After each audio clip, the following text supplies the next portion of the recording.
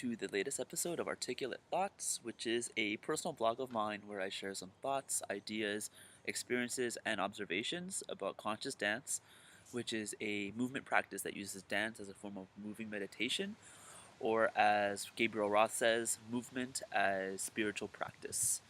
And today's theme or idea is timelessness. And this is a very common phenomenon that is experienced by many, many individuals on a daily basis.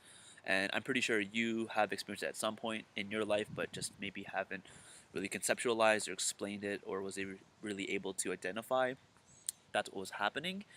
And the sense of timelessness can be described as, just a complete disconnect from a feeling of time. And it just feels like either time has slowed down or sped up very quickly without the individual really noticing.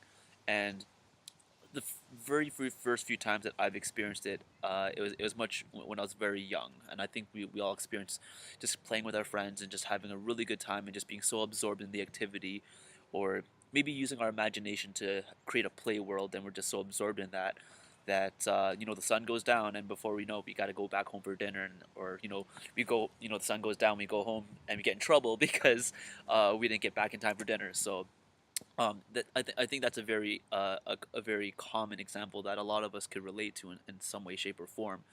And I think it's also very common for us to kind of get less and less of those experiences as we get older, and we connect more with a sense of time that kind of pervades more of the social norm. We get jobs, or we go into school and we start having schedules that that kind of influence to be very committed to something, and that commitment takes priority over maybe our personal feelings or our mood in the current moment. And sooner or later, like, we kind of get locked in that world. And I've definitely experienced a time of my life where I was just constantly going from one thing to another and just constantly absorbed in what time is it now, am I going to have enough time to do this and this and this and that and that. And it wasn't until I experienced that timelessness again in music festivals and on the dance floor. And it's also a very interesting thing for me too, because um, there can be this attachment to, like, the physical time in the social norm, but having a sense of timelessness at the same time.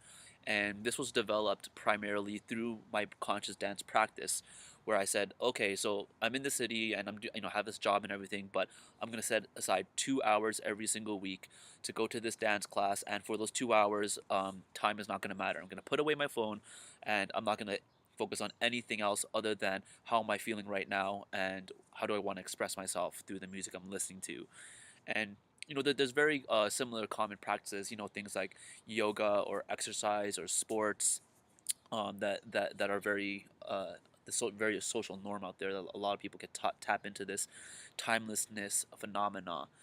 And um, yeah, I encourage a lot of people to just kind of go out there and experience, and just set a certain amount of time where timelessness can be experienced, and um, just kind of do what feels right and be in the moment in the most intimate way possible, and experiment with different windows of time as well.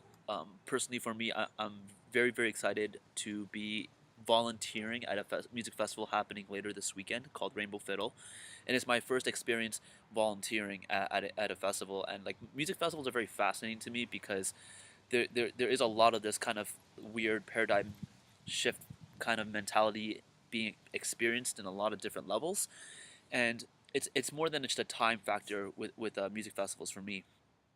So, I explained a little bit earlier that I spent 2 hours in a week for a dance practice, but a music festival is more like 4 days or like 5 days. It's a longer period of time, but and in turn, it also requires a stronger commitment of time and effort, and there might be financial resources that are invested into that endeavor as well.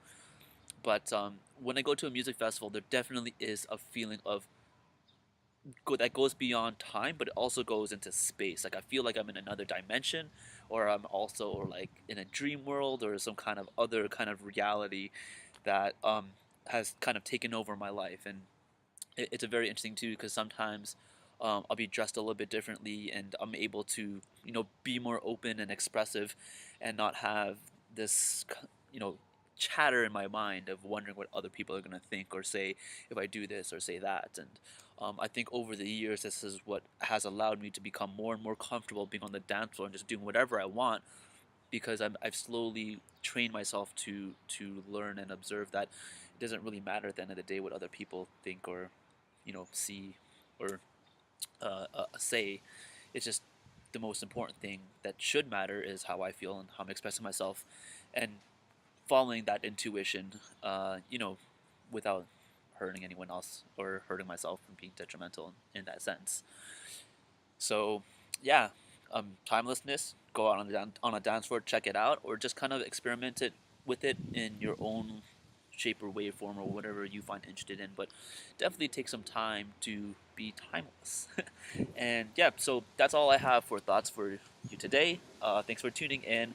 And inshallah, I'll see you on the dance floor, especially if we're going to be at Rainbow Fiddle this weekend. I will definitely look forward to connecting with you in the dance floor or just at the festival, chit chatting under a tree, sipping on some coconut water or something of the sorts. Who knows? All right, have a good week.